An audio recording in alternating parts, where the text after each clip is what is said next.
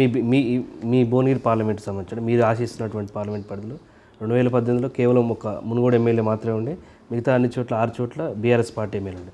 అయినప్పటికీ కూడా BRS party అభ్యర్థి ఓడిపోయాడు.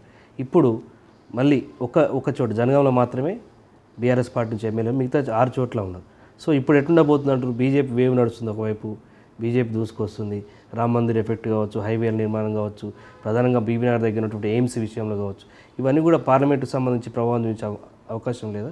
ముఖ్యంగా ఒకటి చెప్తా అండి, గతంలో కాంగ్రెస్ పార్టీ అధికారంలో లేకుండే, ఇచ్చిన కాంగ్రెస్ పార్టీ అధికారంలో రాకపోవచ్చు, కానీ ఈ బ్యాడ్ రిమార్క్ లేదు. ఓకే. సో ప్రజలు ఓట్లు వేసిర్రు 2019లో. 18లో కాంగ్రెస్ ఓడిపోయినా 19లో ఓట్లు వేయడానికి కారణం ఏంటంటే మనకేం ప్రోగ్రెస్ రిపోర్ట్ లేదాడా. మొన్ననే వీళ్ళు అందమైన తెల్ల పేపర్ రిలీజ్ చేసినాం కదా, శ్వేతపత్రము.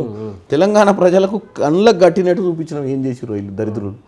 ఇంకా వీళ్ళకైతే అసలు బీఆర్ఎస్ అనేది రేస్లో లేదండి, ఒక్క సీట్ కూడా రాదు. బీఆర్ఎస్ అనే పార్టీకి క్యాండిడేట్ కూడా మీరు చెప్పండి, భువనగిరి బీఆర్ఎస్ క్యాండిడేట్ ఎవరు? పైల శేఖర్ రెడ్డి అంటున్నారు, మాజీ ఎమ్మెల్యే భిక్షమయ్య గౌడ్ అంటారు, ఉద్యమకారుడు జిట్ట బాలకృష్ణారెడ్డి అంటారు. వాళ్ళు అంటుర్రు మా దగ్గర ఏం తెలుసా, చామల కిరణ్ రెడ్డి అంటే నిలబడతా అని చెప్పి మీ టీవీ ముందు వచ్చి మాట్లాడుతారు. వాళ్ళు ఎవరు మాట్లాడతలేరు. ఇంకా ఎందుకు భయపడుతున్నా? పెట్టుబడి ఎడబెడతాము, ఇప్పుడు పెట్టినా మిగిలవు పైసలు అని చెప్పి ఎవరికి వాళ్ళు, వీళ్ళు అధికార పార్టీ వాళ్ళు పెట్టుబడి పెట్టలేదు, వాళ్ళు పెట్టుబడి ఉంది గెలవందానికి ఎందుకు అని చెప్పి ఎవడు ముందుకు వస్తలేడు. ఓకే. వాళ్ళకాడ పెట్టుబడికి ఏముందండి, పెద్ద పైసలే పెద్ద లెక్క కాదు వాళ్ళకు. 7 లక్షల కోట్లు 1.5 లక్షలు 2 లక్షలు వేసి ఉంటారు కదా, వాళ్ళకాడ దండిగా పైసలు ఉన్నాయి. పైసలు ప్రాబ్లం కాదు. అంటే బీఆర్ఎస్ పార్టీ భయపడుతుంది అనుకోవచ్చు. బీజేపీ నుంచి బాగా థ్రెటనింగ్ ఉంది కాంగ్రెస్ పార్టీ. డెఫినెట్గా కాంగ్రెస్ వర్సెస్ బీజేపీ ఫైట్ అండి. థ్రెటనింగ్ ఏందండి, వాళ్ళు కంపల్సరీ పోరులో ఉన్నారు. నేను కూడా ఏం తక్కువ అంచనా వేస్తలేను, పిచ్చి మాటలు మాట్లాడా. నేను బీఆర్ఎస్ పార్టీ లేదంటున్నాను, బీజేపీ పార్టీ పుంజుకుంటుంది. డెఫినెట్గా బీజేపీ పార్టీ, మనం ఈరోజు కాంగ్రెస్ పార్టీలో ఇట్లనే మేము కనుక కిరణ్ రెడ్డి ఎవడు వీడెవడు వాడేవాడు అని ఇట్లనే లోపల ఇంటర్నల్ పంచాయతీలు పెట్టుకొని ఒకరికొకరు సఖ్యంగా సంసారం చేసుకోకపోతే బీజేపీ వాడు ఈపులు వలగొడతాడు. అంటే ఇక్కడ సమన్వయ లోపం ఆల్రెడీ కనిపిస్తుందంటారా? ఏం కనిపిస్తలేదు. మీరు అడుగుతారు కదా, మీరు అందరు కలిసి ఉంటారా? కర్ణాటకలో 5-6 సీట్లే వచ్చే పరిస్థితి ఉంది. కర్ణాటకకు తెలంగాణకు చాలా డిఫరెన్స్ ఉంటుందండి. కర్ణాటకలో 2 నేషనల్ పార్టీస్, కర్ణాటక ఇక్కడ కూడా నేషనల్ పార్టీస్ 3. ఇప్పుడు ఏది నేషనల్ పార్టీ అది వాడేదో పెట్టక ఇప్పుడు వాడు బి ఉంచినా టీ ఉంచినో చూడాలి. అసలు ఈ మధ్యకాలంలో చర్చకు వస్తలేదు. నేషనల్ పార్టీ అనుకుంటూ ఫామ్ హౌస్లో బోర్లో అనుకుంటే ఏదో అనిపించింది ఆయనకు. నేను చిన్న సన్నోని కాదు, అసలు నా స్థాయికి తెలంగాణ చాలా చిన్నగా అయిపోయింది. ఇప్పుడు క్రికెట్ సచిన్ టెండూల్కర్ సెంచరీ కొట్టినాక బాల్ ఫుట్బాల్ అంత కనపడుతుంది, గ్యాప్స్ అన్ని క్లియర్గా కనపడుతున్నాయి. ఇక 200-300 కూడా కొట్టొచ్చు అనుకుంటాడు. అట్ట కేసీఆర్ 2 సార్లు జనం ఓటేయగానే ఈ అమ్మాయి కొడుకులు మనల్ని కాదన్నారు. అసలు భారతదేశం వాళ్ళు కూడా నా గురించి ఆలోచిస్తురే ఉండని కలగన్నాడు. అందరికీ పాపం 3 పూటలు అన్నం తింటలేరు భారతదేశంలో. కేసీఆర్ వస్తే మాకు సస్యశ్యామలం అవుతామని పిచ్చి ఆలోచనతో గోసి కట్టుకొని బయలుదేరారు. ఈడ అన్నిర్రు. ఇప్పుడు అసలు ఫస్ట్ ఆఫ్ ఆల్ సొంత గ్రామ పంచాయతీ పోయి నిలబడే పరిస్థితి లేని పరిస్థితికి వచ్చిండు ఆయన. రాజకీయంగా ఫినిష్ అయిపోయాడు. డెఫినెట్గా కాంగ్రెస్ వర్సెస్ బీజేపీ ఫైట్ తెలంగాణలో. బీఆర్ఎస్ అనేది చరిత్ర. చివరిగా 2 విషయాలు. ఒకటి, మీరు నల్గొండ జిల్లా పాలిటిక్స్ కనుక చూసినట్టు నల్గొండ పార్లమెంట్, భువనగిరి పార్లమెంట్ని అంటే ఒక్కింట్లో 2 టికెట్లు 3 టికెట్లు అన్న అంశాన్ని ఎట్లా చూస్తారు మీరు? జనరల్గా ఎట్లా చూస్తారు?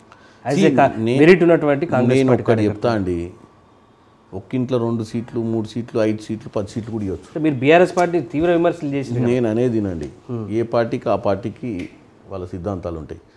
గెలుపు గుర్రాలు లేనప్పుడు, గెలిపే దిశగా పనిచేయాలన్నప్పుడు, దిక్కు లేనప్పుడు ఇంటోళ్ళు వస్తారు. ఈడ 28 అప్లికేషన్లు వచ్చినాయి అంటే అందరికీ ఆస్పిరేషన్ ఉన్నట్టే కదా.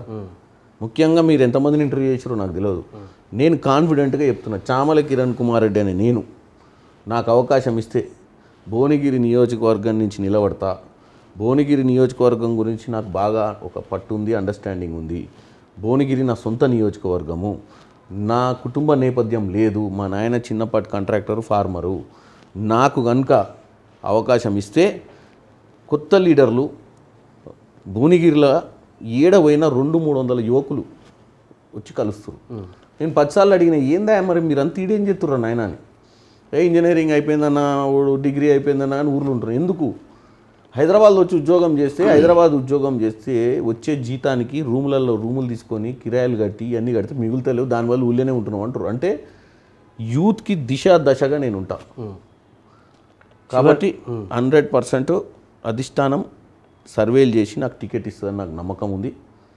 నేను మనకు దగ్గర దగ్గర 6 నియోజకవర్గాలలో యావరేజ్గా 2,80,000 తోటి గెలిచినాం, 3 లక్షలతో. ఓకే. ఒకటే నియోజకవర్గం ఓడిపోయినాం. సో అంతకంటే ఎక్కువ ఓట్లు వస్తాయి. ఎందుకు వస్తాయో కూడా చెప్తా. ఇవాళ ఏ ఊరికి పోయినా బీఆర్ఎస్ ఎంపీటీసీ, బీఆర్ఎస్ సర్పంచ్, ఏ మండలం పోయినా జెడ్పీటీసీలు, ఎంపీపీలు మీకు టికెట్ వస్తే మేము జాయిన్ అవుతామంటారు. నేను మీ కెమెరా ముందు చెప్తున్నా, చాలామంది చూస్తారు కూడా. ఓకే. బీఆర్ఎస్ నాయకులు మీకు టికెట్ వచ్చిన రోజు మేము జాయిన్ అవుతాము, ఎందుకంటే మీ పార్టీలో కొత్త నాయకత్వం వస్తే మాలాంటి వాళ్ళు వస్తే కూడా స్వేచ్ఛ ఉంటుంది, లేకపోతే ఆ పార్టీలో మేమేమి వస్తాం అన్నట్టు ఉన్నారు వాళ్ళు. సో డెఫినెట్గా నాకు టికెట్ వచ్చిన రోజు చాలామంది ఈరోజు కాంగ్రెస్ పార్టీలో లేని నాయకులు కూడా కాంగ్రెస్ పార్టీలకు రానికి రెడీ కూడా. అంటే ఒకవేళ టికెట్ వచ్చినా రాకపోయినా చామల కిరణ్ కుమార్ రెడ్డి సేవలు భువనగిరి పార్లమెంట్లో ఉంటే పార్టీ అభ్యర్థి కోసం పనిచేస్తారా లేదు? పార్టీ అభ్యర్థి కోసం పనిచేస్తా, ఎందుకంటే నేను అడుగుతున్నా, నేనేం పార్టీ లైన్ దాటిపోను. పార్టీ ఆదేశిస్తే పార్టీ ఎవరికి టికెట్ ఇచ్చినా వాళ్ళ కోసం నేను కష్టపడి పనిచేస్తాను. రైట్.